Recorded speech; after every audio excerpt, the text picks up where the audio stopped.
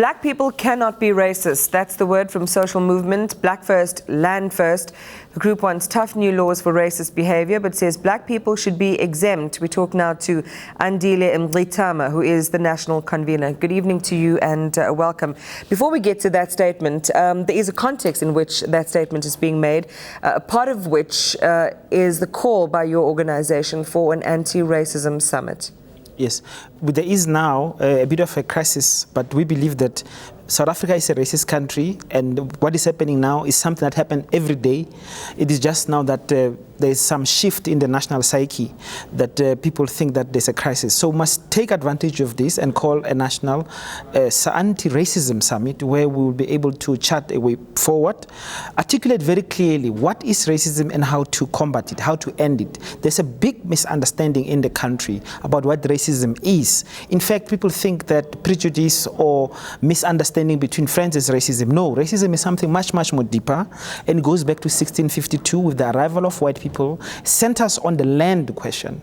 Land was taken from black people, and as a result of this dispossession, we've created two societies in one white with all the privileges, other black and dispossessed, and also some kind of psychological positionalities where white have a superiority complex, blacks have an inferiority complex. But also in material terms, blacks are excluded. That's why in Black First, Land First, we say blacks are at the bottom, and we want to change that. So if a summit like this goes ahead, who should be there? We were already working with some organizations to plan it. All anti-racist people will come to that. But we are very clear as Black First, Land First that the problem of racism is a problem that must be solved and can only be solved by black people. It is a problem we did not create. However, only us as black people, as a black majority, as victims of racism, can resolve this issue. So we're calling on black people in particular to be part of this summit. If there are white people, they can support, they can give us resources, but they are not going to come and tell us how to resolve this thing. There are nuances, it would appear, Mr. Mngxitama, around racism itself. And in the South African context, it appears as if there is a very specific definition. How would you define it here? It is a global definition. Racism is the exclusion of one group by another for the purpose of oppressing the excluded group.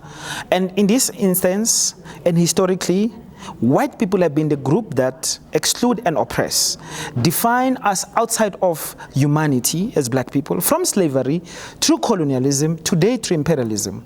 That is why we see in the United States of America movements such as Black Lives Matter, where they're dealing with the real problem of black people being shot just for walking in the streets. In South Africa, the poverty levels, the exclusion, university problems we have today, the fees must fall movement, it must fall movement, it's a movement of anti-racism.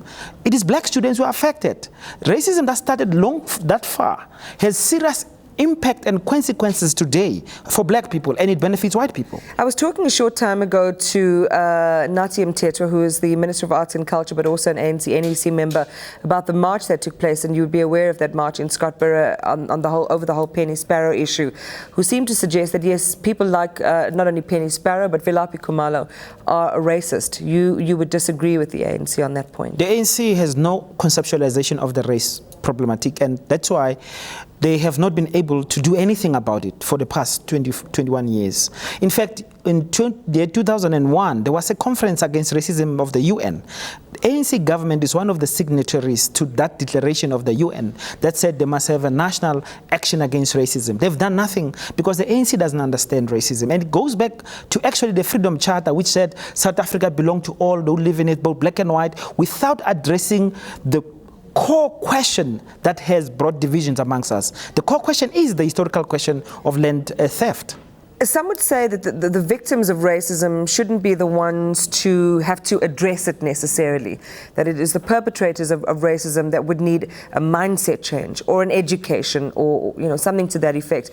In a summit then that excludes racists as participants, how do you then eradicate the problem? Racism is not about bad manners. It's not about re-education. It's about historical redress. And historical redress has to go to the question of property. the question of ownership of the economy. These are central questions. And for the past 20 years, 21 years, white people, beneficiaries of racism, have not shown an interest to be part of change. They've done nothing whatsoever, even to acknowledge the fact that all the goods they have is stolen and it's as a result of racism. So how can we go to racists, the beneficiaries of a system, ask them to change? No, we argue as Black First, Land First that white people actually have no conceptual capacity to address the race question. So aside from a summit like the kind you're describing as a necessary step, well, what other steps does Black First, Land First? Well, we are going to take active steps ourselves. We say, in fact, people must actually go into the white spaces. Like we call very openly for people to invade the suburbs, the beaches, these places which are remain secluded. We also, as a movement that take land seriously, we are not going to ask for permission from land thieves and government. We are going to organize land occupation of white-owned land, not squatter camps land and so on. Because only if we break white power, which rests on the ownership of land, can we deal with the race question. When you say, so just clarify two things. When you say invade suburbs or spaces that are the preserve of white people in South Africa, does that mean just physically, visibly be there but not take? And when you say take white land, what does that mean? We mean take. In fact, if you think about what happened with the Penny Sparrow, was her shock to see these black bodies in the spaces that she believes are white-owned, are white spaces. We say we need, as black people, to take over those spaces. So that's visibility. Visibility, but also occupation. There's no reason why we shouldn't go into someone's home. Well, in fact, there are a lot of homes in the city, in the suburbs, which are not occupied, and people are homeless. That should not be the case. You can't have a mansion standing there with nobody inside, and when we have homeless people, we have to address that question. Some would say ideological issues aside, what you're advocating is criminal. But racism is the biggest crime, and addressing it cannot be criminal. You remember already in South Africa, racism was declared a crime against humanity. We know as black people that, in fact, it is criminal to maintain racism as long as we have done. So we are going to occupy all the spaces that are declared white spaces, including land which was stolen from black people, and in particular land which is held by white people on farms, because that is not part of the conversation as far as we can see. Andile Mngxitama, thank you for your time this evening. Appreciate it. Speaking for the group Black First, Land First.